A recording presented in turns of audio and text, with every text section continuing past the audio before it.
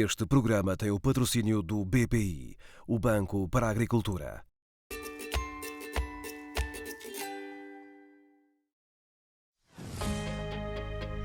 Em 2014, e ao fim de 15 anos, esta família de agricultores decidiu que a cultura desta oleaginosa deveria regressar em força às terras da família, distribuídas entre a Golegã e Salvaterra de Magos. E não é uma aposta humilde. Depois do milho, o amendoim e a cenoura, o girassol ocupa hoje 50% das propriedades cultivadas.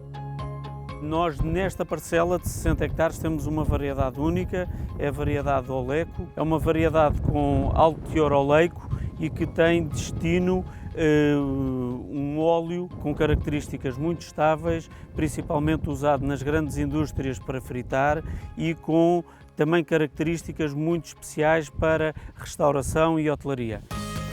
Com caules que chegam a atingir 3 metros de altura, parte da magia e beleza desta planta reside no chamado heliotropismo, um comportamento vegetal que consiste na capacidade da planta acompanhar os raios do sol ao longo do dia.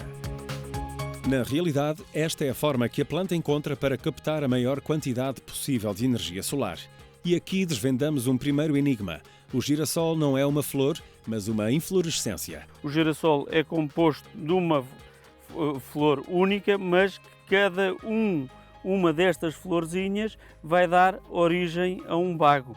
E como podemos ver aqui, isto foi excelente polinização e cada um destes bagos é a nossa produção que nos vai potenciar a uma boa produção e a um bom aproveitamento para o óleo. Continuando a seguir a rota do sol, a parte ensombrada da planta acumula auxina, uma hormona que regula o crescimento vegetal, o que faz com que esta parte cresça mais, deixando a flor numa posição quase perpendicular em relação ao sol.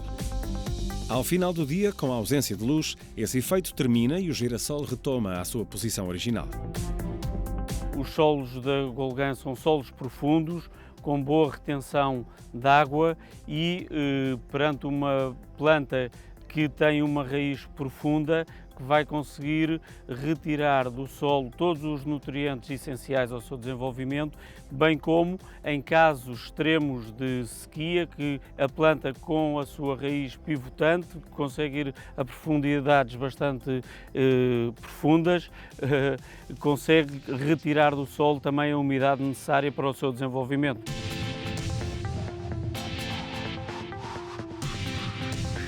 Muitas vezes, não obrigatoriamente, a cultura em si autopoliniza-se. Umas e outras plantas conseguem fazer a sua polinização. Recorremos muitas vezes à ajuda de apicultores que trazem as suas colmeias para os nossos campos e ajudam-nos à polinização, uma melhor polinização do girassol.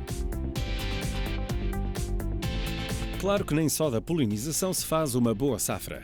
São muitos os condicionalismos por trás de uma cultura de sucesso.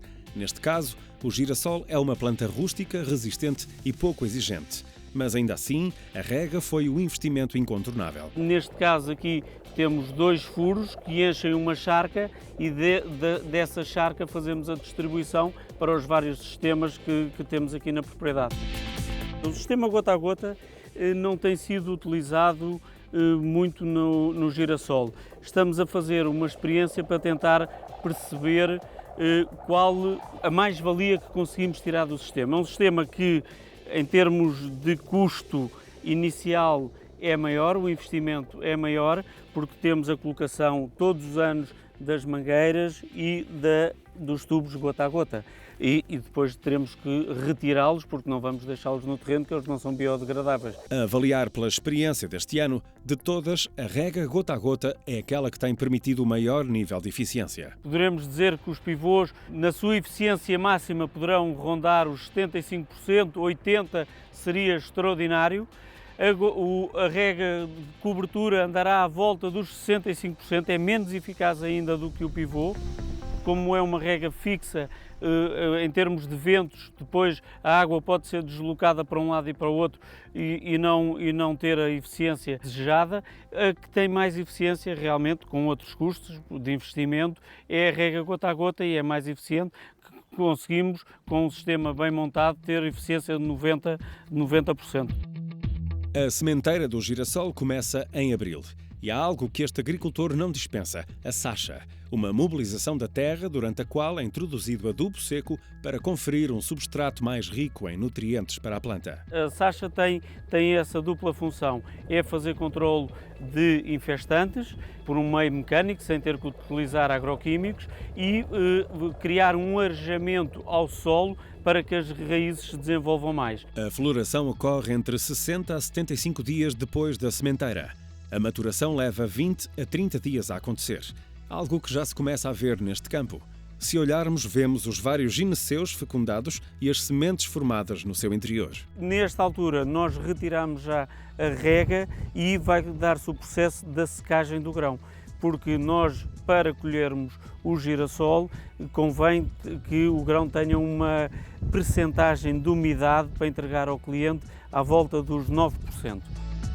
Estamos a apostar que o tempo, como está previsto nos próximos 15, 20 dias, se mantenha com temperaturas à volta dos 30 graus e como vimos este vento que está, vai fazer uma secagem ótima.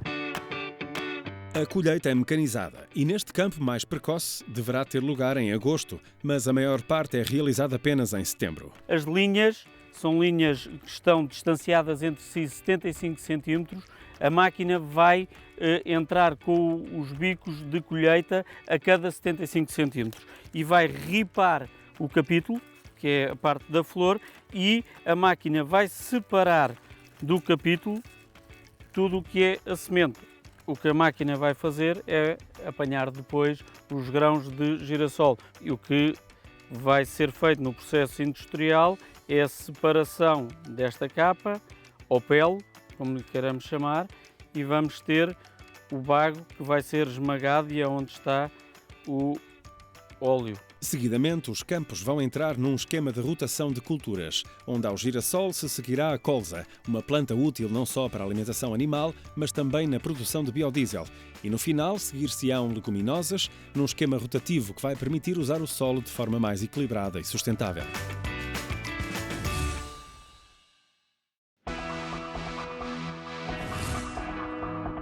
Por mais rústica que seja uma planta, não haverá cultura que seja imune a quaisquer ameaças. Neste caso, os principais predadores do girassol variam à medida dos ritmos de crescimento, da maturação e floração do capítulo. Nós, em termos de doenças fisiológicas da planta, não, como retomamos este ano a cultura do girassol, não sentimos. Pode ser o ano em particular, outros anos são diferentes e podemos ter algum tipo de outras doenças que não nos apareceram este ano. Em relação a pragas, como falava da lagarta, este ano tivemos muita lagarta e o controle da lagarta é feito com pesticidas, principalmente alguns inseticidas que aplicamos quando a planta ainda está pequena e conseguimos fazer tratamentos. Os pássaros são outra ameaça com estragos potenciais na produção. Aqui não se combate esta praga voadora pela figura antropomórfica de um espantalho com a qual eles já convivem pacificamente. Aqui é pelo som que se conseguem afastar aves inconvenientes.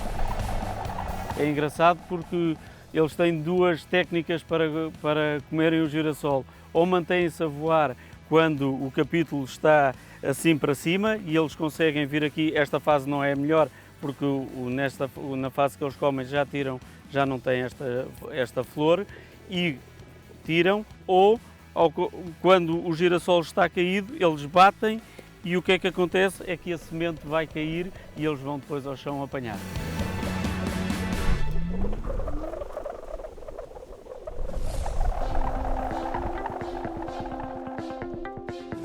Nenhum agricultor se atreve a fazer uma plantação se não tiver a certeza de que estão reunidos todos os fatores de produção que o conduzam a uma colheita de sucesso.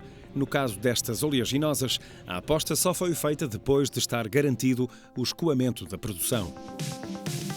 Nós estávamos, como lhe dizia, com variadíssimas outras culturas, desde horto-industriais a culturas também de fresco, como como a batata, em que fazemos exportação, e temos bastante know-how em vários tipos de culturas e adaptamos-nos bem às suas rotações. E a Sovena encontrou em nós um parceiro para com eles desenvolver o projeto de produção de girassol e coles em Portugal. Embora esta seja a primeira colheita depois de quase 2 décadas sem plantar girassol, Rodrigo Vinagre prevê uma safra de estreia de 800 toneladas de semente para a produção de óleos alimentares. Mas num futuro não muito longínquo, poderão os biocombustíveis ser uma possível opção? Que é uma oportunidade ambas e se complementam. E por isso não vamos fazer só colza e roubar a área de girassol, nem vamos fazer só girassol roubando ao milho.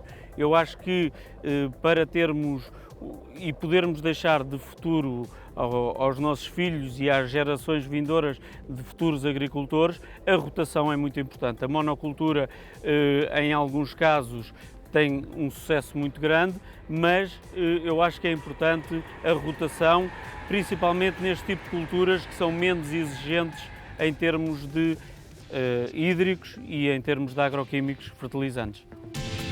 Ao revitalizar a cultura do girassol, a família de Rodrigo Vinagre conseguiu plantar um projeto de oleaginosas viável, com um cliente assegurado e numa lógica de sustentabilidade no uso da terra e da água. Se também for responsável por um projeto agrícola bem iluminado como este, conte-nos a sua história e pode ser que o próximo selecionado seja mesmo você.